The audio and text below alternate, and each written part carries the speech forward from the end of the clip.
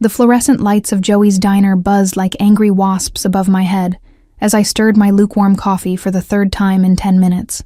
At 1:47 a.m., it wasn't exactly the kind of place you'd find on any tourist brochure for Manhattan, but when insomnia becomes your closest companion, you take comfort where you can find it. The red vinyl booths were cracked with age, and the black and white checkered floor had seen better decades. But it was warm, and more importantly, it was away from my empty apartment, where the silence felt too loud. Tonight felt different, though. There was an electric tension in the air that made my skin prickle. That's when I noticed him. A small boy, maybe 8 or 9 years old, sitting alone in the corner booth farthest from the door, his small hands moving frantically in the air. My name is Sarah Lawrence, 20 years old, and what I witnessed that night changed my life forever. If you're watching this from your home, I'd love to know where you're tuning in from. Drop a comment below and subscribe to join me on this wild journey that began with a simple act of kindness. My heart clenched as I watched him try desperately to get the attention of anyone who passed by.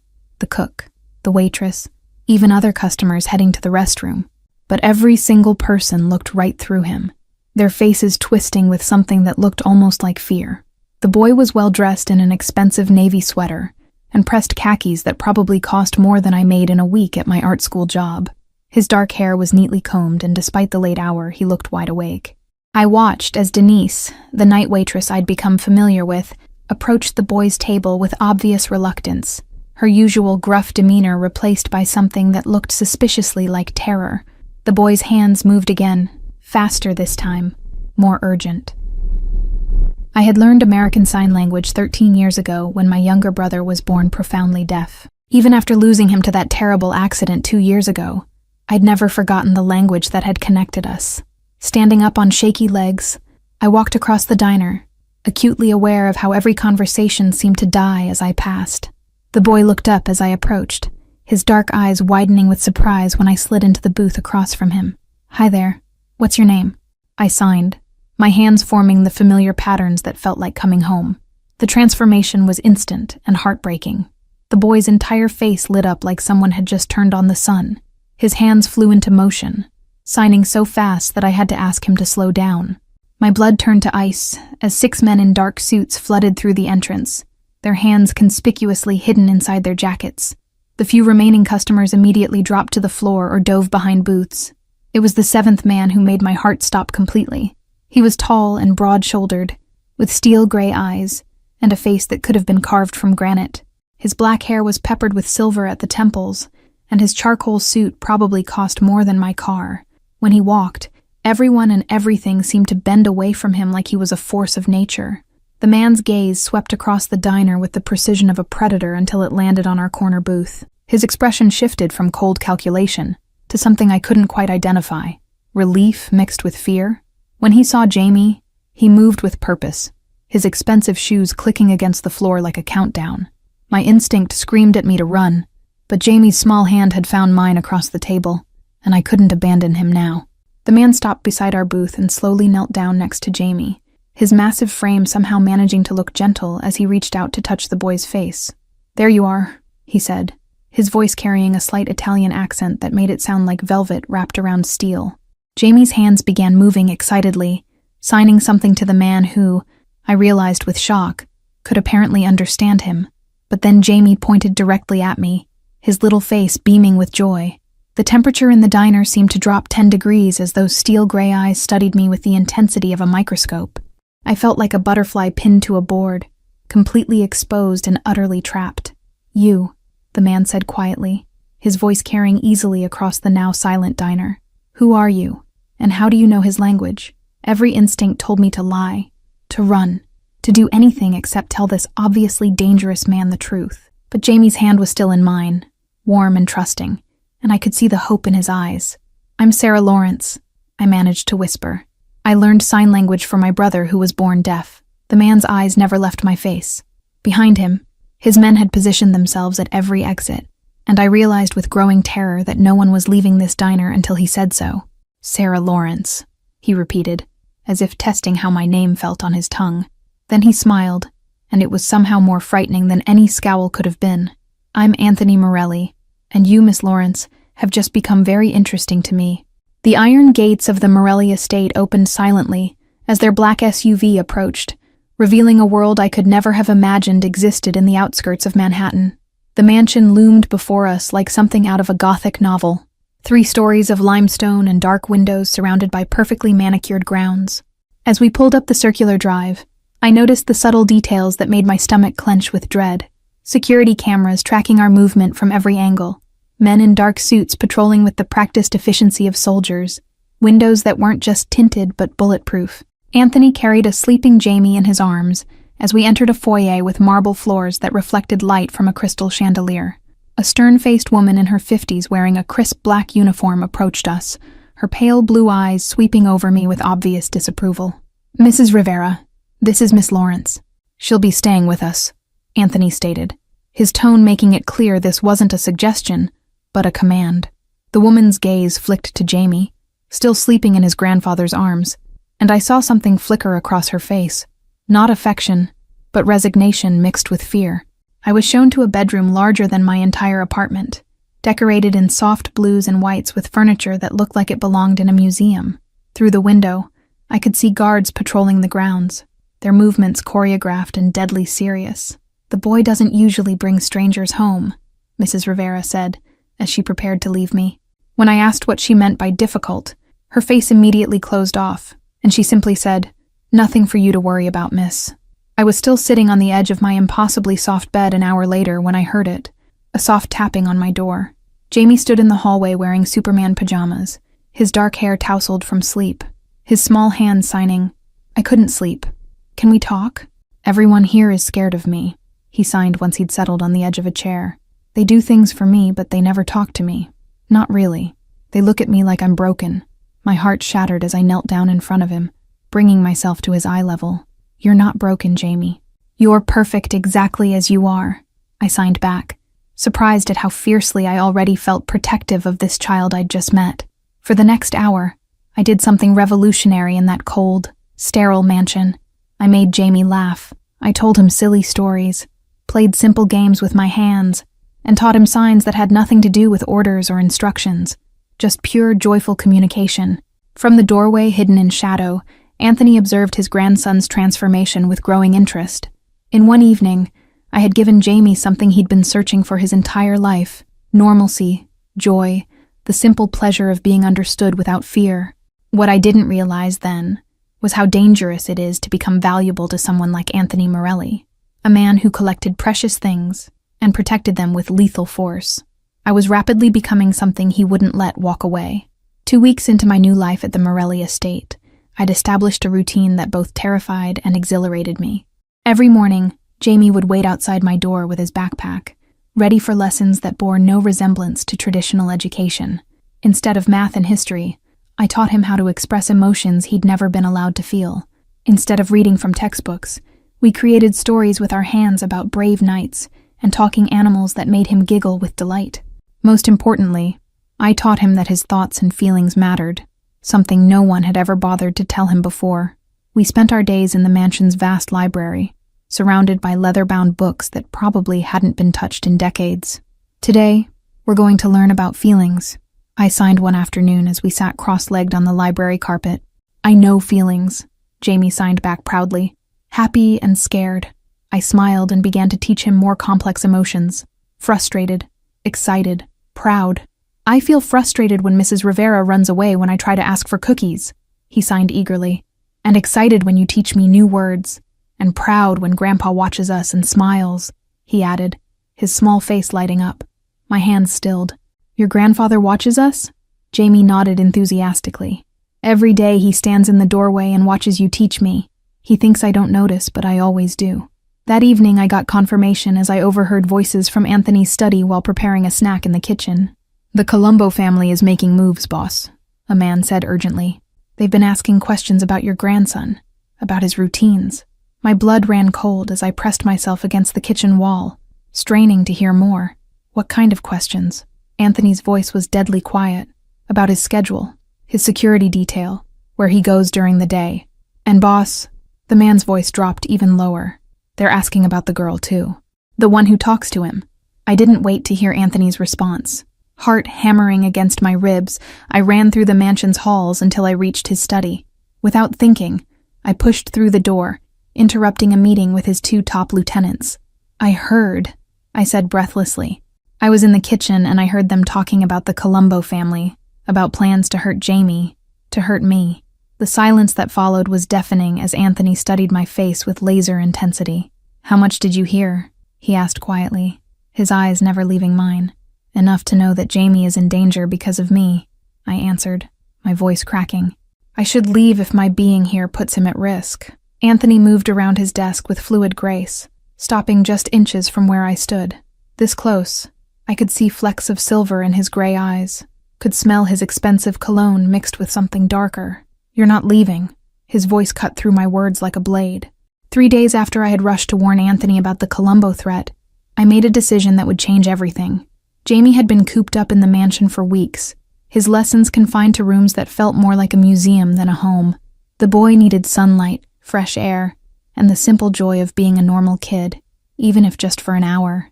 "Absolutely not," Anthony said when I brought up the idea during breakfast, looking every inch the powerful businessman rather than the Mafia boss I knew him to be. "Please, Grandpa," Jamie signed from his seat at the enormous dining table. "I want to see the ducks at Central Park. Sarah says there's a pond where they swim." Anthony's eyes softened as they always did when he looked at his grandson, but his jaw remained set. "It's not safe, kid.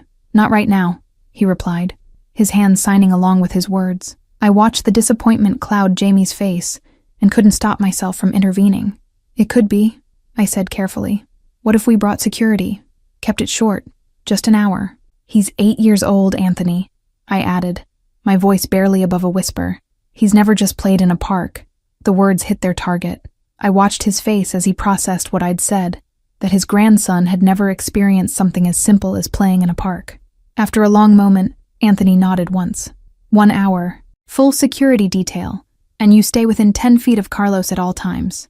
Jamie's face lit up like the 4th of July, and something warm unfurled in my chest at the sight of his joy.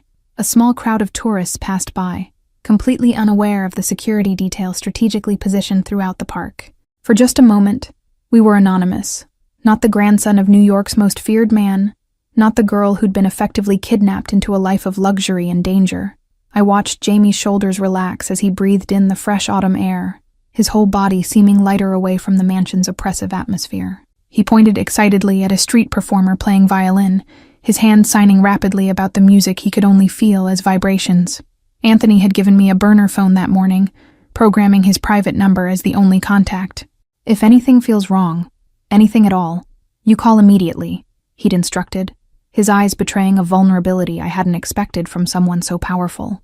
The ducks waddled closer to Jamie as he tossed more breadcrumbs, unafraid of his gentle movements. In that perfect moment, I allowed myself to believe we might actually get away with this, that we could carve out small pockets of normalcy in our strange, dangerous, new reality. Central Park on a Wednesday afternoon was perfect. Quiet, peaceful, with just a few joggers and dog walkers enjoying the crisp autumn air. Jamie practically vibrated with excitement as he fed breadcrumbs to a family of mallards by the pond. "They're not scared of me," he signed to me with wonder. "They come right up to me." Carlos and 3 other men in dark suits had positioned themselves around the small pond with military precision, their eyes constantly scanning for threats. I was so focused on Jamie's joy that I almost missed the jogger who passed by our bench for the 3rd time in 10 minutes. Almost. My pulse quickened as I noticed other details I'd overlooked before. The maintenance worker who'd been fixing the same trash can for 20 minutes. The woman with the baby stroller who kept circling back toward us. The van parked across the street with tinted windows. All of it suddenly seemed sinister rather than innocent. "Carlos," I called quietly, but before the bodyguard could respond, everything exploded into chaos. The jogger pulled a gun from his waistband and fired 3 rapid shots at Carlos, who dove to the ground, drawing his own weapon. The maintenance worker and the woman with the stroller suddenly produced automatic rifles, and the van's doors burst open, disgorging 6 masked men in tactical gear. Jamie was frozen by the pond's edge, his small face white with terror as gunfire erupted around him. I sprinted across the grass, my only thought getting to him before the masked men could. My heart pounded with a single, desperate truth. I would die before I let anyone hurt this child. I tackled Jamie just as a spray of bullets chewed through the bench where he'd been standing moments before, rolling both of us behind a large oak tree. He was shaking uncontrollably, his hands moving in frantic, terrified signs that I couldn't decipher through my own panic. "It's okay, baby," I whispered, pressing his face against my shoulder so he couldn't see the violence erupting around us. "I've got you. I won't let anyone hurt you." Carlos and his men were outnumbered but fought back with professional precision. I saw Carlos take a bullet in the shoulder but keep firing. Another of Anthony's men go down hard behind a park bench. Then I heard the screech of tires as more vehicles arrived, but these weren't reinforcements for our side. "There, the kid!" someone shouted, and I looked up to see two masked figures flanking our position. I didn't think, simply reacted, throwing myself in front of Jamie just as one of the men fired, feeling a line of fire tear across my left side as the bullet grazed my ribs. The impact spun me around, and in that moment of disorientation, rough hands grabbed Jamie and yanked him away from me. "No!" I screamed, lunging forward despite the blood spreading across my shirt. "Jamie!" One of the masked men backhanded me across the face, sending me crashing to the ground. Through blurred vision, I saw them dragging Jamie toward a black SUV. The boy's terrified eyes locked on mine as he signed desperately, "Help me!" The world around me narrowed to a tunnel of pain and desperation as I clawed at the grass, trying to pull myself forward. One of the attackers stepped on my outstretched hand, grinding it into the dirt with a sickening laugh. Jamie's small body disappeared into the vehicle, his face pressed against the window as they pulled away. He was signing something repeatedly. Not help anymore, but Grandpa. His faith in Anthony's power to save him still absolute. I could hear sirens in the distance, too late to help us, but adding to the chaos as park visitors fled in panic. Carlos was crawling toward me, his face a mask of blood and determination, still trying to fulfill his duty despite his wounds. The sky above Central Park seemed impossibly blue and peaceful, a cruel contrast to the violence that had just torn through our brief moment of happiness. I reached for the burner phone in my pocket, but my fingers found only shredded fabric where the bullet had grazed my side. I tried to get up, tried to run after them, but my vision grayed out, and I collapsed onto the grass, my own blood pooling beneath me. The last thing I heard before losing consciousness was the squeal of tires as they took Jamie away. When I woke up 6 hours later in a private hospital room, the first face I saw was Anthony's. He looked like he'd aged a decade in the span of an afternoon, his usually perfect hair disheveled, his shirt stained with what looked like blood. His gray eyes burned with a fury that made me shrink back against the hospital pillows. "They took him," I whispered, and the words felt like swallowing glass. "I tried to protect him, but they took him." Anthony's hands were actually shaking as he reached out to touch my face. "Sarah, you took a bullet for my grandson," he said, his voice uncharacteristically gentle. "You threw yourself between him and armed men without hesitation. But it wasn't enough," I choked out, tears streaming down my cheeks. "He's gone because of me, because I wanted him to see the stupid ducks." Anthony's face hardened, the momentary vulnerability replaced by cold determination. "He's gone because Michael Colombo is a dead man who just doesn't know it yet," he whispered, his voice dropping to a deadly quiet that somehow felt louder than screaming. "I'm going to burn this city to the ground until I find my grandson." The warehouse smelled of rust, motor oil, and fear. Through the haze of my pain medication, I struggled to focus as Anthony laid out satellite photos of a shipping complex by the harbor. His voice clipped as he briefed his men on entry points and security measures. "I'm coming with you," I announced, pushing myself up from the chair where I'd been sitting silently for the past hour. Every man in the room turned to stare at me as if I'd lost my mind. Maybe I had. "You have a bullet wound, Miss Lawrence," one of Anthony's lieutenants said dismissively. "You'd only slow us down." I met Anthony's eyes across the table, silently pleading with him to understand. "Jamie trusts me. He'll be terrified, maybe hiding. I know how to communicate with him in ways none of you can." I saw the hesitation in Anthony's face, the battle between logic and desperation. "She comes," he finally decided, ignoring the protests of his men, "but she stays with the secondary team until we've secured the building." An hour later, dressed in a bulletproof vest that seemed absurdly large on my frame, I sat in a van 2 blocks from the target. The radio crackled with coded messages as Anthony's men moved into position. The assault was brutally efficient. I heard distant gunfire, then silence, then Anthony's voice in my earpiece. "First floor clear, moving to second level." My heart stopped when I heard his next transmission. No sign of the boy. Repeat, no visual on the package. The Colombo family had moved him, or worse. I closed my eyes, trying to think like Jamie, scared, alone, unable to call for help. The water, I suddenly said into my radio. "Check near the water. Jamie is fascinated by boats. He draws them constantly. If he managed to hide, he would have gone somewhere he could see the harbor."